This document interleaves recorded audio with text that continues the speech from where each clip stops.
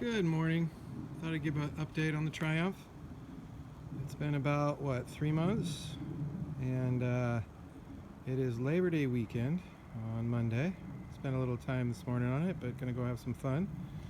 But here she be. You can see I've stripped the back hood area. And I should say boot on the front hood.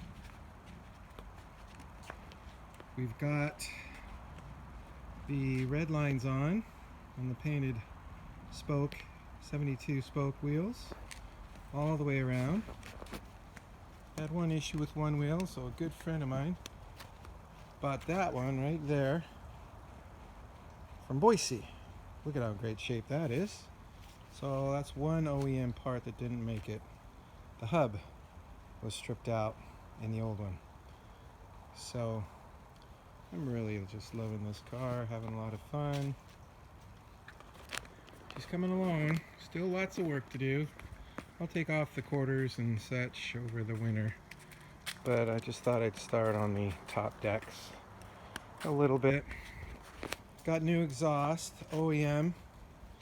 That's original, out of a shop in Monroe, Washington. The guy retired, and this was hidden and stowed away in his garage, his actual shop, and not at home, but his professional shop. So it just sounds so sweet. I think I've already shared that with you, but it has the original stamp on the exhaust too. Haven't changed out the license plate, so I can't take it up and get it inspected by the State Patrol because of COVID. They do not have they're just not available, really. So I've been trying, but what can I say? I've been getting on the road a little bit illegally, but what are you going to do? So, boy, when it's all stripped down, you can see I do have a little body work I needed to take care of right there. Right there, that lip got folded under somehow. I have no idea how, but overall, I'm pretty pleased. The body's in really straight shape. There is a little bit of rust issue I need to worry about right on the door sill there. That's pretty much it. It's not really bad. I don't know if I'll replace the door, but again, my goal is to keep it all intact, so I need to have a body shop look at that for me, or I'll figure out what to do there. I want to make sure I do that right, whether it's cut in, weld in, whatever. But so, and then on the interior, again, I've already showed you this, but she's really coming along well. Got the whole new carpet kit in. That was from Rimmer Bros out in England. But a new boot, or e-brake boot. New seat belts, 3-point harness, well, one over the shoulder. I didn't want a belt only. My wife and I are looking at safety, I want to be around for the kids and grandkids. Stripped the steering wheel, reconditioned it, got nice new screws in the middle there, reconditioned the leather around the wire, around the wheel itself. Just really tasty bits there, really fun to do that. OEM, I think they had it black, but I really like it, this brushed look, and I think I'm going to keep it that way. I know I'm kind of being hypocritical, aren't I? I want to go OEM, all that came out of the rolling out of the factory, but that's just too tasty. I don't know if I want to paint that black. I might, just because, again, my goal. And then recondition all of the gauges, the bevels, and really had fun doing that. Redid the dash, and that was really just pretty poor shape. And then I've done the bottom dash pads here. That piece there, the center pad, and the pad there, that's all new. I've got a new dash up top, but I'm not going to do that until this winter when I take out the screen, and I want to take out the windshield, get new rubber all the way around, and it'll just be easier to replace the pad at that time.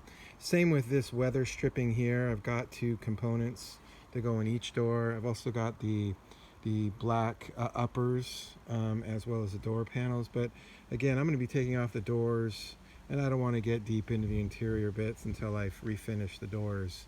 So I'm being patient there. I did take off all the knobs. Those were to replace that. Those were kind of a bear, let me tell you. I mean, I saw several tips online. There's a little button underneath. You got to push up and pull them out. Good old Lucas, right? Just trying to find ways to make life a little more difficult. But I got them off. So I'm going to clean those up and make them all bright and clean as well. The one knob I still want to work on is my dim switch. You can see it's right there. That guy's pretty rough. I still have a problem with that hazard. So it's interesting. That's hazard, as you guys, you Triumph specialists know, have changed throughout the years. And that's the key to indicator. It's basically a breaker to my blinkers, my turn signals. So I need, I've made it work for now, but it's not working in a hazard setting. So there's pulls. I think they came out in 72 and above. A pull switch, not as pretty. I'm sorry, guys. I don't mean to upset, but I find the little toggle a little bit better. But that sucker there, only one I can find is on Moss, and that alone, that one switch, I think it's like $250. So I'm gonna have to bear down and bite and get that done someday. But right now, I'll just maybe ask that for a, I don't know, gift or something. Anyway, but I even have the two clutch and brake pedals with the T for Triumph on it. You can't see down there, but yeah. And I had, again, going back to the wheels, those are Cokers. Got them at obviously at Coker, the original Redline, and had Les Schwab put on the tires, but you can see they're the original width, right? Nice and narrow, the way that they're supposed to be on the tires. The one that were on there before, they were red lines, but they were too fat and they were rubbing on the inside well. You can see up on the side up there, there's some wear on the inside. Well, not major, but you can see where it hit a few times. But I want it again. They built it, engineered it this way for a reason. And the old 67 MGB I had when I was younger, my first real car right out of high school, had narrow tires. That was the best snow car I ever had. But so anyway, but they're nice and big and fit really well. So she's looking good. I'm really, again, pretty pleased with how she's coming along. It was pretty fun to just take off all that crud of paint. There's 5, I swear there's it was resprayed in '86 apparently, and it was, whoever did an awful job, awful job. So you can see this maroonish red way off, and then you can see basically right here, then there's like a primer, and then you've got, I believe, the original red, which is signal red, and underneath the signal is another piece of obviously primer, and then, but I swear there's 5 or something. This is so thick, and it's not even good quality paint, and I'm just really excited to take the rest of the car down. And I will, just one minor detail, and let you guys go, enjoy the day, but as you know, this is a 69, so this frame here is car color. In later models, I believe 72 and up, maybe even before that, 71 and up, they went black here to match the back of the car, which looks sharp, I will admit. But again, I gotta keep it the way it came out of the factory. So it'll be a signal red and then a signal red detail around the front. All new rubbers. Gotta keep the grill, gotta keep, some bits. Bumpers I'll keep, they're in pretty good shape. I also got, that one was just destroyed. That was in bad shape, so I did replace those. But the rest is all as it came. Got this last little light here to work. So all of my running lights work, all of my turn signals work, all of my brake lights work, the reverse, so I got the wiring sorted out, and everybody's all, British cars and electrical. Well, let me tell you, it's so easy to work on this thing. Just a tremendous joy. Having fun, Triumph lovers. thumbs up. I'm with you.